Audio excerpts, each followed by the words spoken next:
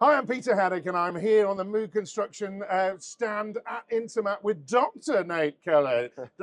Nate, you are one of the clever guys here that's turning the TerraTech into an award winner here at Intermat. I'm going to speak to one of your colleagues as well after this. But tell us about TerraTech. You've got these three hexagons: control software, Metatronics, digital insights. Yeah. But what is it in plain terms? It's a complete system, and a complete electrification system. We partner with OEMs. We help them on their electrification journey. It combines, digital software as well as some of these what we call mechatronics. So this is the hardware, the physical guts of what makes the machine move. Right, I see. So I know you guys have worked with the likes of Bobcat to bring their Rogue to an all-electric system, but it's not just a bit of electric, is it? It's a whole system integration, and that's why the award has come into play, because we're taking these machines, traditionally diesel, and complete conversion, isn't it? It's complete conversion. There's no diesel, there's no hydraulic fluid. It's a complete electric solution, preparing the machine to become a robot, a fully autonomous. Like the Rogue X and the Rogue X2, it's a fully robotic system. So that's what we're developing here, and that's what the TerraTech system is. And I think what's really interesting about this is it requires the use of different components. So we're going to talk and have to kneel down in a minute about one of those components. But what the whole process is about saying, how do we take electrification and make it really efficient, and every drop of power counts? Because everybody I talked about electrification said, how long is it going to last, Peter? How long does it charge up? What's the performance like? And why are batteries so expensive? So that's why it's really important to get the most out of our batteries, or even decrease the battery size. So you can achieve that. So that's great. So folks, we're going to talk to a clever engineer called Paul in a moment, but we're going to have to break from here and go and kneel down, because there's something that I need explaining down here. So here we are down here now with, what is it? This is an electromechanical actuator, or an electric cylinder.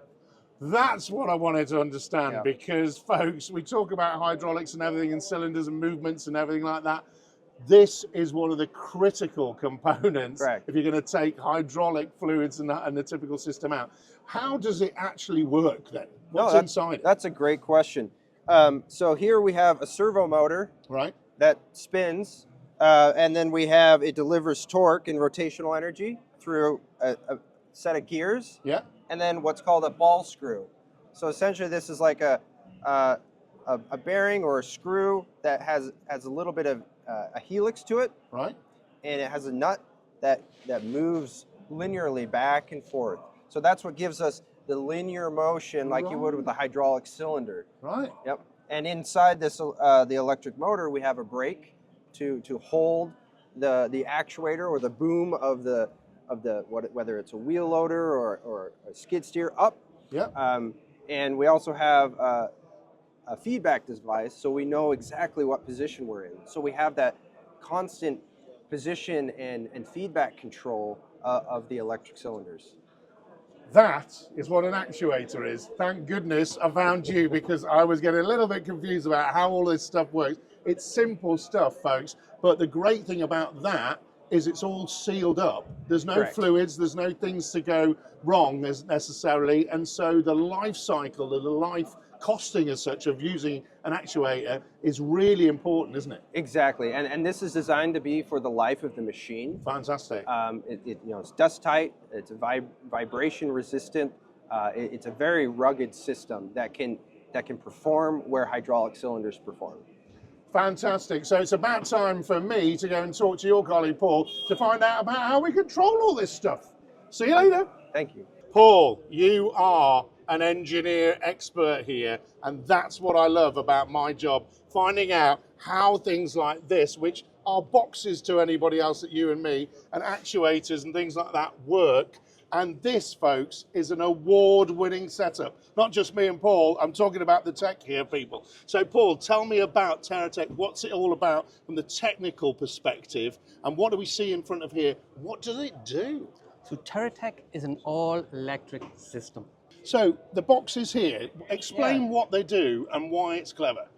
So these boxes integrate into the customer's machine, whether it be a skid steer, a telehandler, a backhoe, and we integrate these systems into the customer machine. And the main component, or the first component in that system that we've got sitting in front of us, and it acts like a gateway between the customer's machine and the Moog platform, is our EVCM, which is an electric vehicle control module. Right, so this is like the clever computer that you're putting in to make a diesel machine an electric machine. Yeah. So this handles all the control signals, but also distributes all the power and the energy in order to be able to do the work that the machine needs. And what have we got then here that complements that? So this is the drive. So this provides the energy to the actuator, distributed by the electric vehicle control module.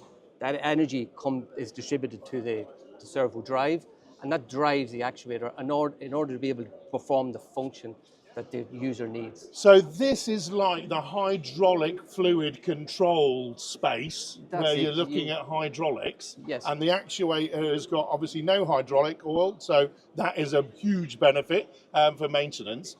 But you know, when you're talking about actuators, it's about still controlling them the right way, isn't it? Yes. So what we're talking about here is electrical energy. Yeah. So instead of providing hydraulic, we're talking about electrical energy, giving electrical energy to the actuator, but also taking that electrical energy back, which is an important thing with an all-electric system, that we're able to recuperate that energy and put it back into the battery in order to maximize the work. So you're talking about regen there as well. That's what we have, which is different in construction equipment that you're putting this system into, is the ability to have lots of power for what would be typically hydraulic applications, and also to make sure it's smooth, so you're not going dum, dum, and jumping off a telehandler the whole load and things like that, because that's going to be a dangerous situation. How does this then combine to make sure we've got that smoothness and that whole space awareness? So it's having that peak power on demand, and it's also the efficiency that the system provides.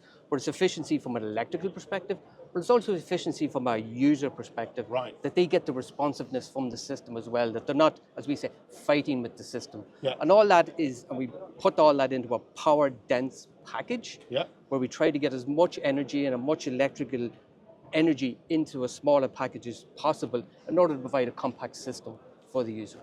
And this is clever engineering, folks. The Moog's history is not just in the construction market now, it's aerospace, things like that. Very clever engineers. That's why I wanted to talk to you, that cleverness, to understand how the boxes work. But the critical thing for me, folks, is this is enabling the low carbon future that we are after here. And this, folks, is why these boxes and that actuator and this team have actually won one of the most prestigious awards here at Intermat, because we need clever people to move us forward in the way in which we need to do the whole piece of low carbon, but we need it to be fit for purpose, don't we, Paul? Yeah, high reliability is important with an all-electric system and in any system. In order to integrate into the customer's machine, you need that reliability, and we can provide that with TerraTech. So there you have it, folks. Award-winning reliability, but some black boxes and an actuator, and some clever guy called Paul. Cheers, Paul. Thank you.